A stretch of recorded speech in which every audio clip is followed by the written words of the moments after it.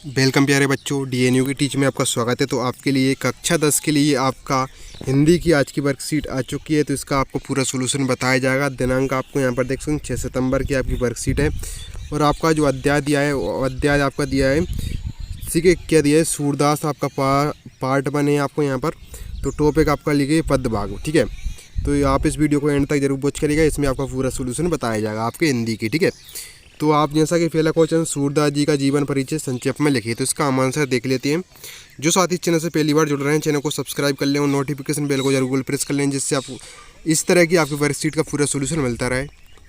तो जीवन परिचय में आपको लिखना है सूरदास जी के महाकवि सूरदास का जन्म रूनकथा नामक ग्राम में सन 1478 ई में पंडित रामदास घर हुआ था, ठीक है। तो पंडित रामदास सारस्वत ब्राह्मण थे और माताजी का नाम जमुना दास।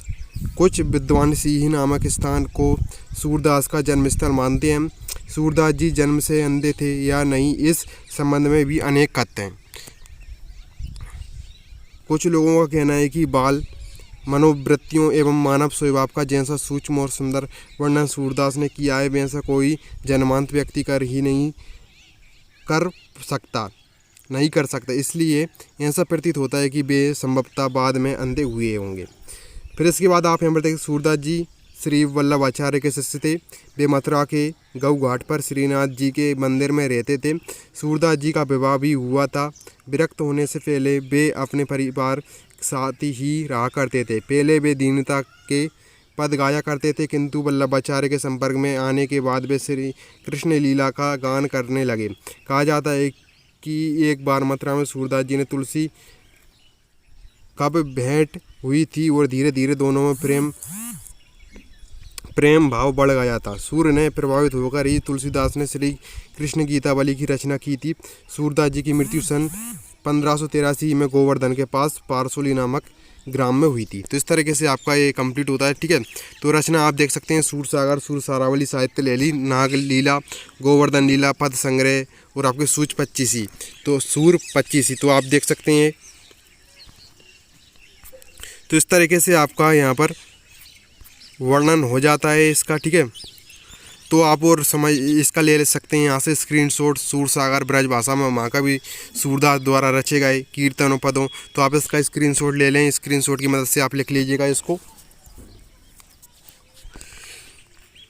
और आप यहाँ से भी इसका स्क्रीनशॉट ले सकते हैं, ठीक है। स्क्रीनशॉट की मदद से आप अच्छी तरीके से लिख पाएंगे। इसके बाद आपको यहाँ पर दूसरा क्वेश्चन दिया गया है, सूरदास जी की प्रमुख कृतियों के नाम बताइए। तो आपको जैसा कि मैंने आपको बता ही दिया, ठीक है। तो आप उसका नोट कर सकते हैं।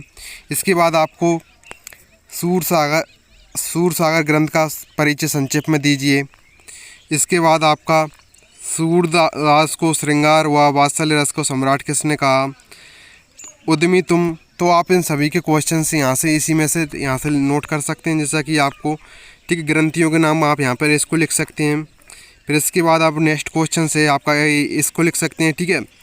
इसके बाद आपका जो नेक्स्ट क्वेश्चन है, आप इसका आंसर यहाँ से नोट कर सकते हैं, ठीक है। तो आपका इसको लिख सकते हैं, ठीक है। इस तरीके से आपके सभी क्वेश्चंस के आंसर यहाँ पर कंप्लीट हो जाते हैं, ठीक है। तो आई होप कि आपको वीडियो पसंद आई होगी। तो आप अच्छी तरीके से इसको लिख लीजिएगा। लास्ट क्वेश्चन का आंसर आपका ये रहा, आपका चौथे क्वेश्चन का आंसर ये रहा, तीसरे का आपका आंसर ये रहा, ठीक है। दूसरे क्वेश्चंस का आपका आंसर ये रहा, और पहले क्वेश्चंस को जो मैंने आपको बता दिया है, ठीक है।